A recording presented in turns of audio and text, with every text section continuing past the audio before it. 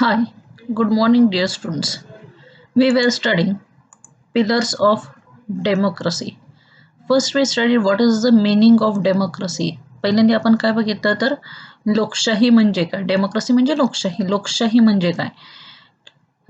तर मग लोकशाही म्हणजे लोकांचे, लोकांनी, लोकांसाठी चालवलेले शासन. ओके. आणि पिलर्स म्हणजे काय तर स्तंभ किंवा आधारस्तंभ आपण ज्याला म्हणतो ते आपण बघत होतो. ओके. आणि त्याच्यामध्ये आपण काय काय बघितलेलं ते बघूयात. पहिल्यांदा आपण आईस ब्रेकर्सला सुरुवात केलेली होती. We studied the ice breakers first and then we studied about the author. I'm not going to repeat all these things. Then we studied the introduction part study केलेला होता. I am just going to repeat about introduction. So in introduction what we saw, introduction मध्ये आपण काय बघितलेलं होतं ते बघा. In this lesson, Pillars of Democracy, Dr. Babasaheb Ambedkar has emphasized the values of as कुठले व्हॅल्यूज आहेत तर लिबर्टी, नंतर इक्वॅलिटी, नंतर फॅटर्निटी, हे 3 व्हॅल्यूज वरती डॉक्टर बाबासाहेब आंबेडकरांनी एम्फसिस केलेलं आहे या लेसनमध्ये. त्याच्यानंतर आपण लिबर्टी बद्दल बघितलेले. So what is liberty? Actually it is the freedom of expressing and thinking and worshipping according to one's own belief and faith. Liberty म्हणजे काय की ना आपण आपल्या विचाराप्रमाणे आपल्या मनाप्रमाणे आपण थिंक करू शकतो, एक्सप्रेस करू शकतो आपले विचार सगळे, आपल्याला जे पाहिजे ते विचार, आणि आपण वर्शिप करू शकतो आपल्या मनाप्रमाणे. म्हणजे तुम्हाला माहिती आहे की ना भारतामध्ये एकच रिलिजन नाही आहे, तर मग खूप रिलिजन्स आहेत आणि प्रत्येक रिलिजनला समान हक्क आहेत. आपल्याला काही फंडामेंटल्स राईट पण दिलेले आहेत. There are some fundamental rights which are given to us so that we can safeguard our liberty. आपली जी लिबर्टी आहे ती प्रोटेक्ट करण्यासाठी आपल्याला काय दिलेलं त्यांनी की ना फंडामेंटल्स राईट दिले आहेत. What is the meaning of fundamentals rights? तर फंडामेंटल राईट्स म्हणजे मूलभूत हक्क आपण ज्याला म्हणतो ते मूलभूत हक्क दिलेले आहेत, so that we can protect our liberty. If our liberty is unguarded at some time, जर सपोज असं झालं की ना आपली लिबर्टी कुठेतरी धोक्यात असेल, then what we can do, we can go to the court of law. आपण तिथं न्यायालयामध्ये जाऊ शकतो. Okay. So we were studying the liberty. this is the first point which we were studying. Then what we should do to hold fast to the constitutional needs means, first thing is that we should hold fast to the constitutional needs. He is saying that means when we are achieving our economic and social objectives, we should do it by just constitutional ways. आपण काय केलं पाहिजे तर मग चांगल्या पद्धतीने चांगल्या मार्गानेच आपण आपले सोशल आणि इकॉनॉमिक ऑब्जेक्टिव्ह पूर्ण केलेले पाहिजेत. Means what actually means this that if I want to achieve some economic objective, म्हणजे मला खूप श्रीमंत व्हायचं आहे. ओके. तर मग मला श्रीमंत व्हायचं आहे म्हणून मी कुठेतरी बँकेवरती दरोडा टाकून चालेल का? किंवा मला एखादा सोशल स्टेटसमध्ये म्हणजे मला कुठेतरी मंत्री व्हायचं आहे किंवा काहीतरी एक सोशल स्टेटस मला अचीव करायचं आहे, तर मग कुणाचा तरी खून करून मी मंत्री झालं किंवा मग ते सोशल स्टेटस अचीव केलं तर चालेल का? तर तसं चालणार नाही. हे केव्हा चालत होतं? ज्यावेळेस देर वर नो कॉन्स्टिट्युशनल वेज. ज्यावेळेस हे कॉन्स्टिट्युशनल वेज नव्हते त्यावेळेस हे चालत होतं. Means you can see that in the times of the kings and queens, तुम्ही असं बघू शकाल की ना किंग्स आणि क्वीन्सचे जे टाइम्स होते त्या टाइम्समध्ये मुलगा वडिलांचा खून करायचा आणि गादीवरती बसायचा. They because why it was because there were no constitutional ways, तसे काही लॉज वगैरे नव्हते. But when there are constitutional ways there is no way for unconstitutional methods to apply. मग त्यावेळेस काय होतं की अनकॉन्स्टिट्युशनल मेथड्सला कुठलीही जागा नाही आहे. what happens if we follow unconstitutional methods? There is grammar of anarchy. Grammar of anarchy म्हणजे काय? मी त्यावेळेस पण सांगितलं होतं. ग्रॅमर ऑफ अनार्की म्हणजे काय तर अनकॉन्स्टिट्युशनल मेथड्स जर आपण यूज केले तर काय होईल तर मग सगळीकडे केओस निर्माण होईल. म्हणजे सगळीकडे नुसते हाणामाऱ्या होतील. ओके. नुसते बलवंड, आपण असं म्हणू की ना बलदंड जे लोक आहेत, स्ट्रॉंग जी लोक आहेत तेच पॉवरमध्ये येतील ज्यांच्याकडे शक्ती आहे तीच लोक पॉवरमध्ये येतील. काही जण पैशांनी ताकदीवरती येतील, काही जण शरीराच्या ताकदीने वरती येतील. ओके, तर मग आणि असं जर झालं तर मग काय होईल, आपली जी लिबर्टी आहे, आपलं जे स्वातंत्र्य आहे ते स्टेकला लागेल, म्हणजे ते नष्ट व्हायला लागेल. ओके, हे पण बघितलेलं होतं आपण. मी फक्त रिपीट करते कारण का लेसन थोडासा अवघड आहे and I am not going to read the lesson. मी लेसन वाचत नाहीये म्हणून ते रिपीट करते. What I have done here, I have just put the constitution of India. Constitution of India मी इथं संविधान दिलेलं आहे. ओके, तर मग आपण असं पण बघितलं की ना, one should not play liberties at the feet of even a great man. आपण हे पण बघितलं की ना, खूप मोठ्या माणसाच्या पायामध्ये आपण कधीही आपलं स्वातंत्र्य द्यायचं नाही. त्या माणसाने कितीही त्याग करू देत तुमच्यासाठी, काहीही केलेलं असेल तुमच्यासाठी, तरी सुद्धा तुमचं स्वातंत्र्य कुठल्याही परिस्थितीत कुठल्याही माणसाच्या ताब्यात द्यायचं नाही. कारण का त्याचा त्याग इतका मोठा नसतो की ना तुम्ही तुमचं स्वातंत्र्य त्याच्या ताब्यात द्यावं. ओके, नंतर एखाद्या माणसाच्या ताब्यामध्ये कुठल्याही इन्स्टिट्यूशनचे सगळे पॉवर्स जर दिले तर मग काय होतं, it is dangerous to the liberty of the people. म्हणजे फॉर एक्झाम्पल एखाद्या इन्स्टिट्यूशनचे सगळे पॉवर्स एखाद्या माणसाच्या हातामध्ये दिले तर मग काय होईल, तो त्या इन्स्टिट्यूशनचा हुकुमशहा बनेल and he will actually think that all the people should follow him. त्याला असं वाटेल की ना सगळी लोकांनी आपल्याला फॉलो केलं पाहिजे आणि तो तिथला हुकुमशहा बनेल and then he will try to enslave the other people. तो काय करेल की तर मग दुसऱ्या लोकांना एन्स्लेव करण्याचा प्रयत्न करेल and it will be a great danger to the liberty of other people. Now here what they are saying, there is nothing wrong in being grateful to the great men, but there are limits to the greatness. इथं काय म्हणतात की ना, हे काही चुकीचं नाहीये की नाही एखाद्या माणूस खूप ग्रेटफुल आहे, त्याला ग्रेट मानणं हे काही चुकीचं नाहीये, पण त्या सगळ्याला लिमिटेशन्स आहेत. किती लिमिटेशन्स आहेत की ना, कुठल्याही माणसाला आपण हे बघितलेलं आहे की ना, लिमिटच्या पुढं काही गोष्टी गेल्या तर मग त्याचा धोका निर्माण होतो. तर मग इथं कर्ण काय म्हणतो की बघा की ना, no man can be grateful at the cost of his honour. आता कोणताही माणूस इतका ग्रेट नसेल की ना तुम्ही तुमचं मान त्याच्या पायाशी ठेवावा. कुठलाही माणूस इतका ग्रेट नाहीये की ना एखाद्या बाईने तिची प्युरिटी तिच्या पायाशी ठेवावी आणि कुठलाही माणूस इतका ग्रेट नसतो की ना एखाद्या देशाने स्वतःचं फ्रीडम त्याच्या पायथ्याशी ठेवावं. ओके, आपण हे नंतरच्या एका डायग्राममध्ये पण असं बघितलेलं होतं actually. No one should be grateful at the cost of man his honour. म्हणजे मॅनने त्याच्या सन्मानाच्या पुढं कोणालाही ग्रेट मानू नये. एखादा बाईनी किंवा एखाद्या स्त्रीने स्वतःच्या चॅस्टी म्हणजे प्युरिटीच्या पुढं कुणालाही ग्रेट मानू नये आणि एखाद्या नेशननी स्वतःच्या लिबर्टीच्या समोर कुणालाही ग्रेट मानू नये. नंतर भक्ती आणि हिरो वर्शिप बद्दल डॉक्टर बाबासाहेब आंबेडकर बोलतात. भक्ती ही रिलिजनमध्ये काय असेल तर रोड टू सॅल्वेशन असेल, सॅल्वेशन ऑफ द सोल असेल. म्हणजे काय, भक्ती जर एखाद्याची केली म्हणजे एखाद्या देवाची भक्ती केलेली आहे तुम्ही, तर मग ते रिलिजनमध्ये काय असेल तर मग एखाद्या वेळेस आत्म्याची मुक्ती मिळेल. पण भक्ती किंवा हिरो वर्शिप जर पॉलिटिक्समध्ये केलं तर मग काय होईल, तर मग तिथे डिग्रेडेशन होईल आणि इव्हेंच्युअल डिक्टेटरशिपला सुरुवात होईल. डिक्टेटरशिप म्हणजे काय, तर हुकुमशाहीला सुरुवात होईल.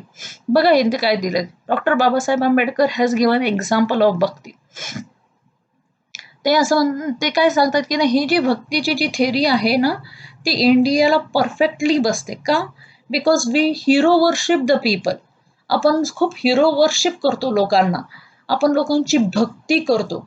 म्हणजे बऱ्याच वेळा असं होतं, मी तुम्हाला त्यावेळेस एक्झाम्पल्स बरेच दिले होते की ना, बऱ्याच वेळा असं होतं की ना आपण काही लोकांची अवगुण जे आहेत ते पूर्णपणे निग्लेक्ट करतो आणि त्यांची भक्ती करायला सुरुवात करतो अँड देन व्हॉट हॅपन्स, तर मग तिथे ते डेंजरमध्ये येऊ शकतो आपण.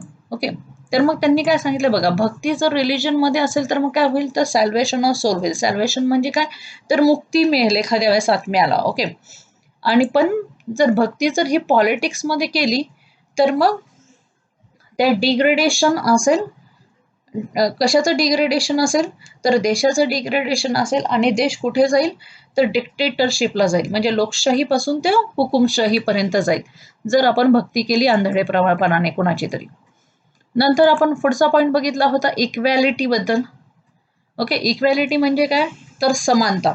समानतेबद्दल पुढचा पॉईंट बघितलेला होता. तर समानतेबद्दल काय म्हणतात बघा डॉक्टर बाबासाहेब आंबेडकर.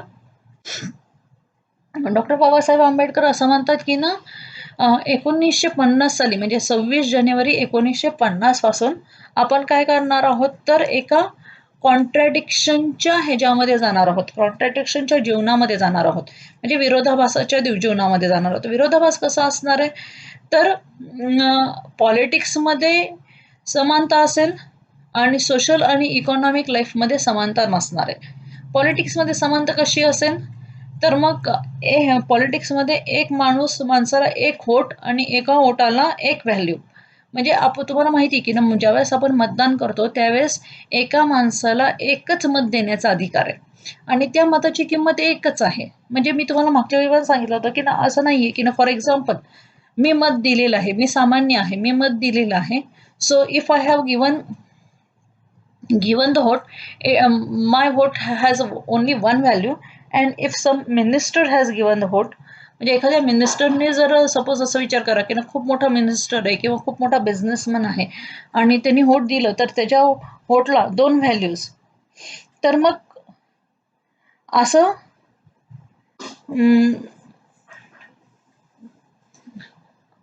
असं असेल तर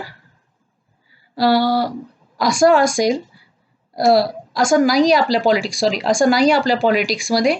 आपल्या पॉलिटिक्समध्ये कसं आहे, तर मग आपल्या पॉलिटिक्समध्ये असं आहे की ना, प्रत्येक माणसाच्या व्होटला एकच व्होट देऊ शकतो प्रत्येक माणूस आणि प्रत्येक माणसाच्या व्होटला एकच किंमत आहे. पण सोशल आणि इकॉनॉमिक लाईफमध्ये तसं नाहीये. मी त्यावेळेस पण तुम्हाला सांगितलं होतं की ना, प्रत्येक जण ज्यावेळेस जॉब करतं, एकच जॉब एक जण करत आहे, तर मग प्रत्येकाला किंमत ती सेम मिळते का? तर तसं नाहीये. प्रत्येकाला तेवढंच किंमत मिळतीये का? नाहीये. म्हणजे काय? फॉर एक्झाम्पल एक जण, मी तुम्हाला त्यावेळेसच सांगितलं की ना, एक जण झाडू मारण्याचं 1 तासभर काम करतंय कुठेतरी एखाद्या हॉटेल्समध्ये वगैरे, आणि तोच एक माणूस एखाद्या मॉलच्या हॉटेलमध्येच झाडू मारण्याचं काम करते, तर both will have different income. दोघांचा इन्कम हे डिफरंट असणार आहे. तर मग डॉक्टर बाबासाहेब आंबेडकर असं म्हणतात की ना, if we continue to deny one man one value, that is equality, in our social and economic life we are putting our democracy in peril. म्हणजे आपण जर हे इक्वॅलिटी जर सोशल आणि इकॉनॉमिक लाईफमध्ये जर आपण डिनाय करत असू, देत नसू, तर मग आपण काय करतोय, आपली जी डेमोक्रेसी आहे ती डेमोक्रेसी आपण धोक्यामध्ये घालतोय. ओके, हे आपण इक्वॅलिटी बद्दल बघितलेलं होतं. Then we were seeing about fraternity. Fraternity म्हणजे काय, तर बंधुता. आपण त्या बंधुतेबद्दल बघत होतो. आता बंधुता ही का महत्वाची आहे ते पण आपण बघितलेलं आहे. बंधुता असल्याशिवाय देशामध्ये एकता राहणार नाही. ओके, युनिटी राहणार नाही. आपण असं म्हणतो की नाही, united we stand, divided we fall. तर मग बंधुता असल्याशिवाय देशामध्ये युनिटी राहणार नाहीये. So what about fraternity we were seeing. See, fraternity म्हणजे काय हे पहिल्यांदा बघितलं. Fraternity means brotherhood, that is unity and solidarity in Indian context. Being Indian म्हणजे इथं काय म्हटलेलं आहे की ना, फॅटर्निटी म्हणजे काय, तर युनिटी आहे. आम्ही सगळेजण एक आहोत, सगळ्या धर्माची लोक आम्ही एक आहोत. पण डॉक्टर बाबासाहेबांच्या मते की ना, हे खूप अवघड आहे इंडियन सोशल लाईफमध्ये अचीव्ह करण्यासाठी. Why it is very difficult. He has given example of the prayer in America, example in the words of James. त्यांनी काय केलं की ना, जेम्सच्या वर्ड्समध्ये अमेरिकेमधलं एक एक्झाम्पल दिले. I am not going to read all this things because yesterday I read it.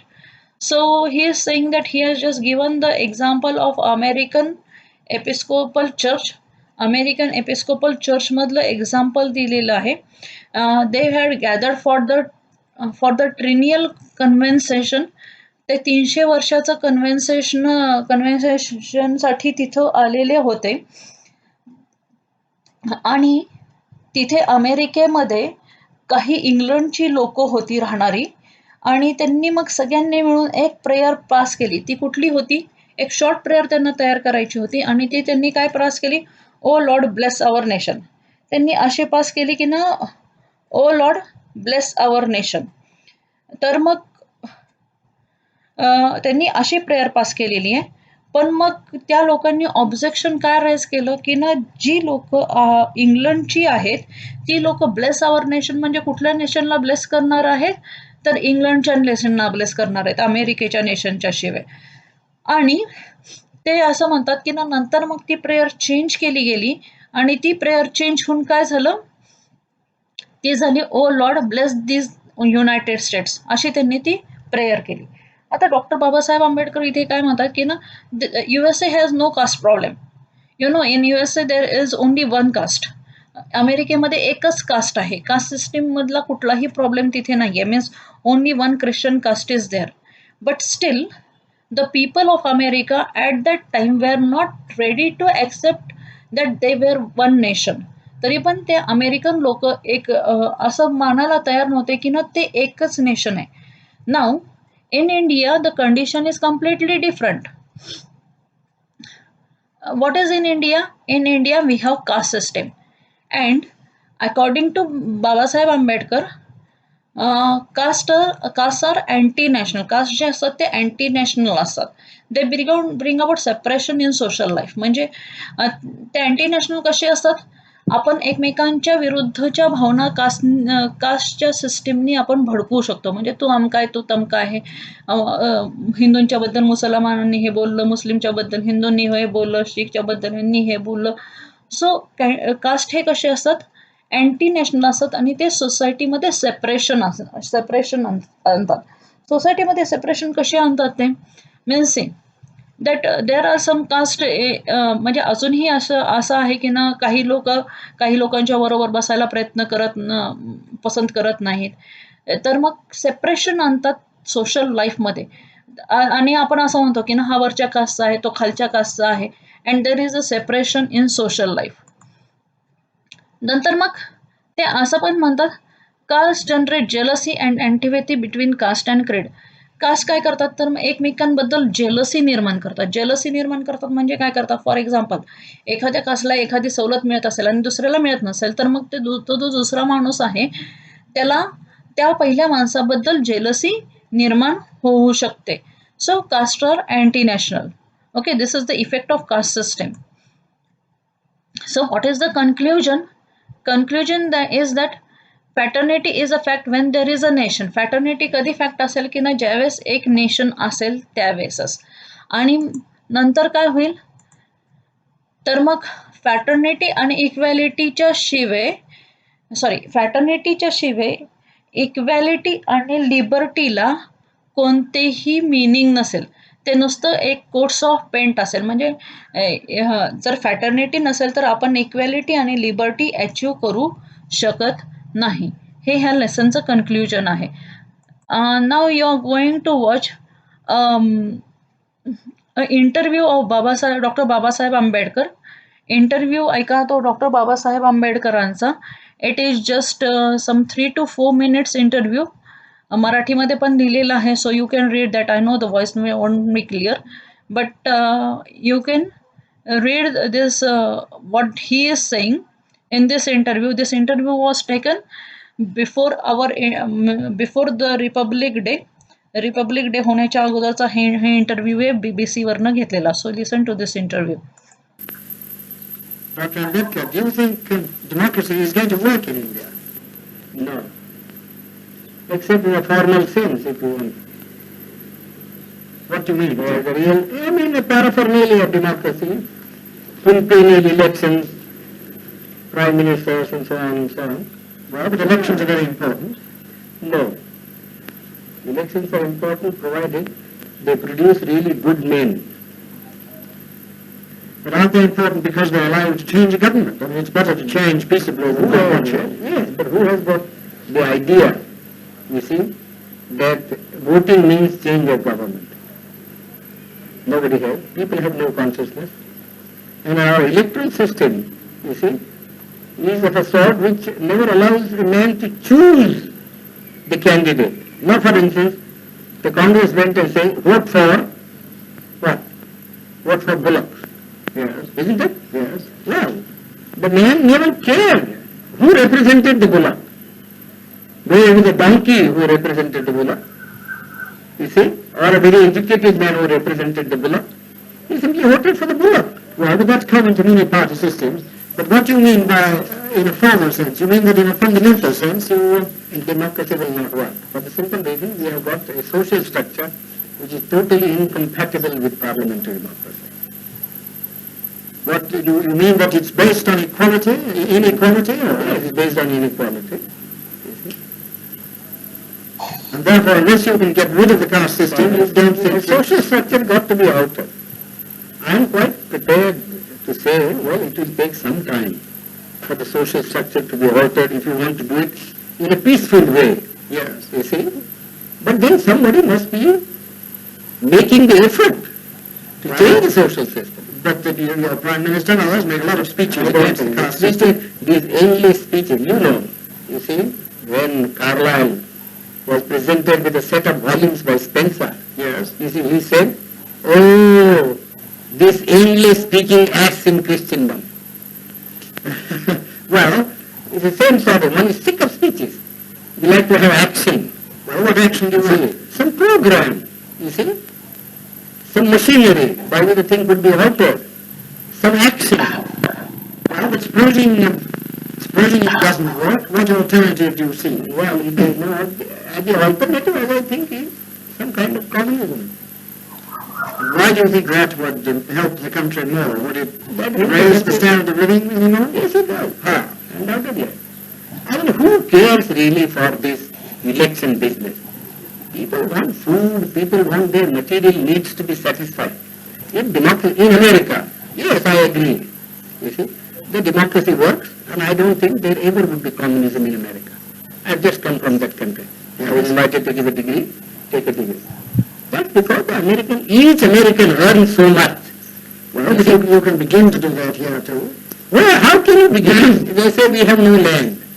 You see, our rainfall is so short. Our forests have been denuded. You see, what can we do? Well, unless you tackle these problems. But you think, I don't think the present government would be able to tackle this problem. Well, the communists would wipe out more people than that is not to my mind. You mean the remainder you think would be better? Yes, would be better. We always do that sort of a thing, you know. But in this country, yeah, we always do. I mean, in war, you kill people, don't you? You are not sorry because you have killed so many people. Because you find it necessary to do so in order to safeguard your interest. So you really feel that this system is likely to collapse. Yes, I think it will collapse. How soon? Well, pretty soon, probably. I judge by my people. You see? And who are the lowest rung of the strata? You see, you know. Yes. If the foundation of a building begins to collapse, it is first the lowest strata that collapses. Do you think you mean my own people, the untouchables? The untouchables. Well, now, are the communists working among them? No, they are not working because they have faith in me. And I haven't said anything so far. Yes. You see? But they have been asking me. You see? What harm is there? Yes. They have been asking me. And I have to give some answer someday. So, this was actually the interview taken of Babasaheb Ambedkar in 1950. Okay, and at that time also he predicted that in India democracy cannot be successful. त्यांनी त्यावेळेस सुद्धा असं predict केलेलं होतं की नाही, इंडियामध्ये democracy successful होऊ शकत नाही. कारण का ते असं म्हणतात की ना, इंडियामध्ये विषमता खूप आहे आणि विषमता खूप असल्यामुळं इंडियामध्ये डेमोक्रेसी कसल्याही प्रकारची सक्सेसफुल होऊ शकत नाही. इंडियामध्ये इकॉनॉमिक इन्कम खूप लेस आहे लोकांचं. इकॉनॉमिक इन्कम खूप लेस असल्यामुळे काय होतं, तर मग काही लोकांचं इकॉनॉमिक इन्कम खूप जास्त आहे, काही लोकांचं खूप कमी आहे, आणि काही लोकांचं इकॉनॉमिक इन्कम खूप जास्त आहे, काही लोकांचं खूप कमी आहे. आणि त्यामुळे काय होतंय तर मग त्यामुळे आपण हे जे इकॉनॉमिक इन्कमची विषमता आहे प्लस कास्टेशनची विषमता आहे त्याच्यामुळं भारतामध्ये डेमोक्रेसी ही सक्सेसफुल होऊ शकत नाही असं त्यावेळेस डॉक्टर बाबासाहेब आंबेडकरांचं मत होतं. I think I have recapped the whole lesson. मी मुद्दाम हा लेसन रिकॅप केलाय because I have not read it at all. मी तो वाचलेला नाही अजिबात. का नाही वाचलेला? कारण का तुम्ही तो वाचायचा आहे. The textbook is with you. The textbook is with you. तुमच्याकडे ते टेक्स्टबुक आहे ऑलरेडी. तर मग तुम्ही लेसन वाचायचं. What I have done, I have just covered all the points in the lesson. तुमच्या जे लेसनमधले जे पॉईंट्स आहेत ते सगळे एक एक एक एक करून मी कव्हर केलेले आहेत. So it's your duty to read the lesson. Okay. In the next lecture we are going to start with the assignment section. तुमचं जे असाइनमेंट सेक्शन आहे त्याच्या लेक्चरला आपण नेक्स्ट लेक्चरमध्ये सुरुवात करणार आहोत. Thank you very much.